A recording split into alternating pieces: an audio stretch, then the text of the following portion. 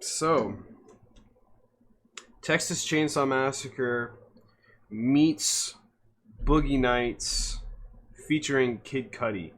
I think those, if there was a log line for this movie, I think that's what it would be, right? X, the first of two movies that were actually released this year, along with Pearl. I had heard of Pearl. It was recently in theaters. I think it just got pulled. Like it just had its theatrical run. I guess run out. But prior to having my roommates kind of fish it up for me, or basically be like, "Hey, we're watching this movie. Do you want to watch it?" They told me briefly like it's like a slasher that takes place. They didn't even tell me it took place in the middle of nowhere. They were just like, it's a slasher, and I'm like, fuck yeah, it's October, it's a horror movie, let's do it. But I didn't know really anything about this going in, and personally, I absolutely love isolated, kind of simplistic slasher slash horror movies, especially if they're executed well and they're able to capitalize and just really focus on the fundamentals of those movies, as simple as they are. The kills, the atmosphere, the tension, the antagonists, so on and so forth, the characters themselves, just really being able to hone in on that, and just make them as great as possible, because this movie absolutely did not reinvent the wheel. This movie, I feel like most people probably are going to appreciate this movie. I'm sure this movie is probably, I don't know how critically acclaimed it is. I haven't actually looked up any of the like reviews or anything like that. But I can definitely understand how some people might think it's derivative, or some people might think it's a little predictable. And those are totally valid, criticisms or just overall observations. For me personally, that's my kind of movie. Call it simple, call it basic. It is what it is. And the setup, you've got a group of young adults in the 70s traveling in a van in Texas to a remote farmhouse to shoot porno, an adult film, and the house that they ended up staying at is owned by an elderly couple. They don't have a son. Their last name, they're not the Sawyers, right? There is no chainsaw per se, but the setup is very reminiscent. There are certain shots that are like, whoa, this like reminds me of some of the classic scenes in Texas Chainsaw Massacre. In particular, kind of when our star character, if you will, Mia Goth, who, shout out to her, she wrote the screenplay. She also was responsible for portraying two of the biggest characters in the movie, which is amazing. But the scenes where she's walking along in like the pond area, I don't know, it felt like I was watching Texas Chainsaw Massacre, and that classic shot from above where she's walking up to the farmhouse. Like, one thing, and I have to say this right off the bat, or as early as I can, I absolutely love the fact that there's no way this movie was shot on film, but they have the film grainy look that, it doesn't necessarily look like this was shot in 1974, but it looks like it was shot on film, and it absolutely looks like it took place in the 70s, and it could pass as a movie that was shot in the 80s. I absolutely love that. It's something I wish other films that are supposed to take place in, the 70s, 80s, something I wish they did, because it just brings such a great layer of authenticity to the film.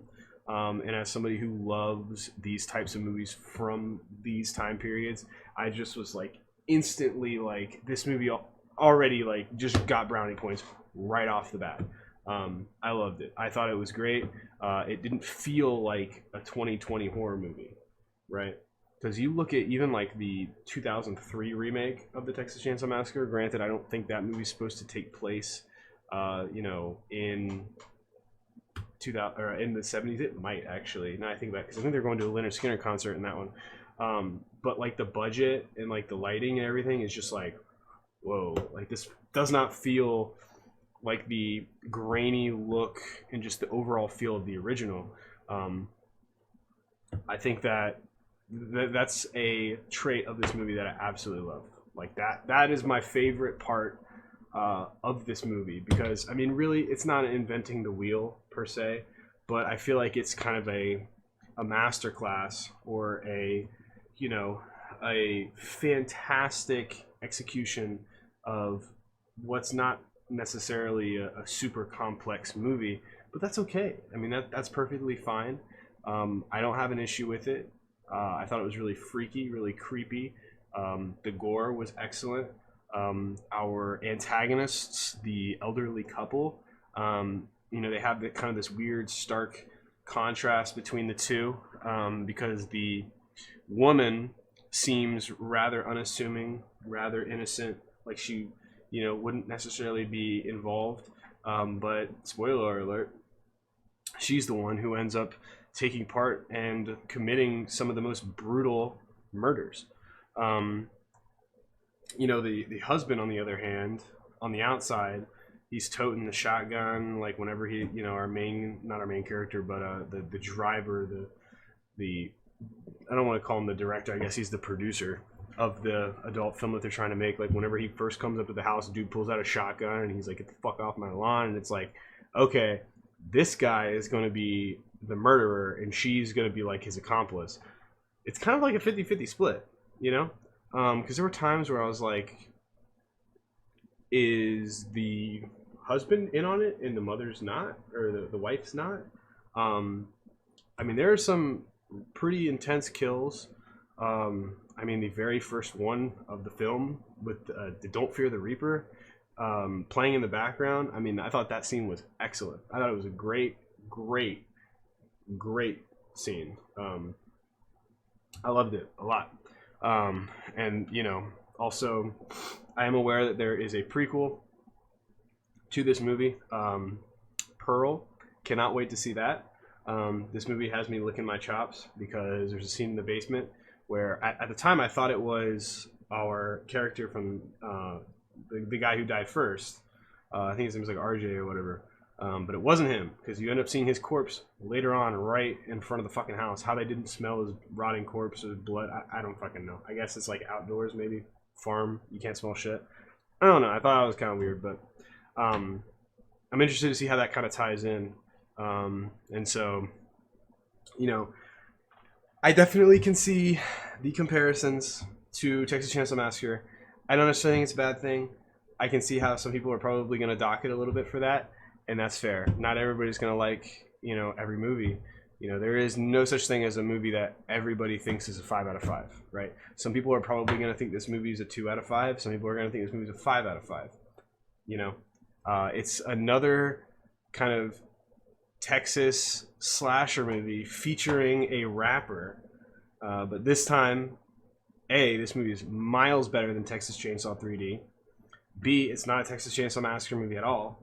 C, we have a much better, in my opinion, rapper. Kid Cudi versus Trey Songz. Hello, fuck out of here. That was crazy to see him in that. I was like, is that Kid Cudi? And my roommate, who had already seen the movie, and my other roommates were like, maybe. And then I looked it up and I was like, fuck yeah, Kid Cudi's in this movie.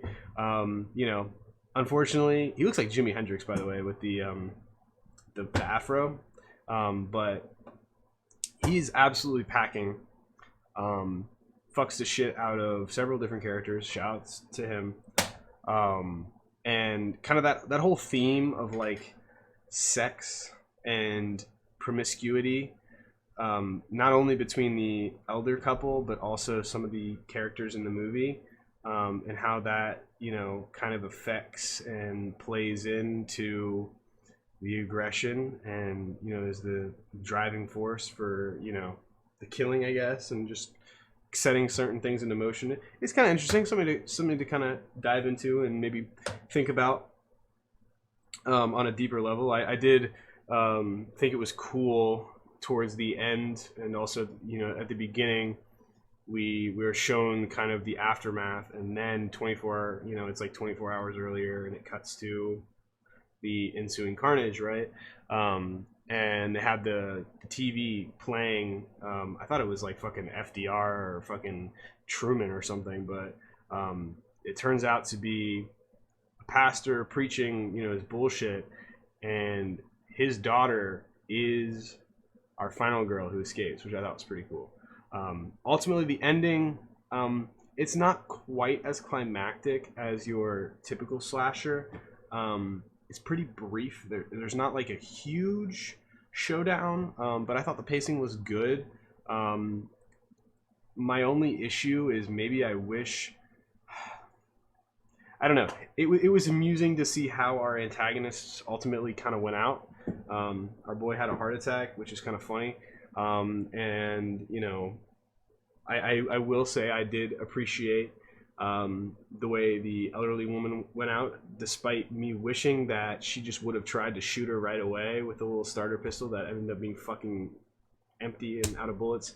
But, you know, just like with Texas Chainsaw Massacre, it ends up, the final shot of the movie, if you will, well, not technically, because there's a little bit of like an epilogue with the sheriffs from the beginning, but is a girl driving off in a truck onto, you know, deserted Texan country road, covered in blood after all of her friends got murdered. I mean, you can definitely draw a lot of comparisons, but I don't know. I was thoroughly impressed. Shout out to Kid Cudi. He, like I said, dude was bricked the fuck up. He is packing a hog, and you know, unfortunately, he got a speeding bullet. A speeding bullet sent his ass to heaven in this movie. I wish that wasn't the case, but you know, it is what it is. Some people are probably gonna give it like a 2 or a 3. Some people are probably gonna give it a 5. I would give it a 4.5 out of 5. It's not the most complex movie in the world. It's a little predictable, but even in its simplicity, I thought it was executed at such a tremendous level, such an effective level, that it, you know, it outweighs the rather, you know, not overly complex plot and story, I guess. I don't know.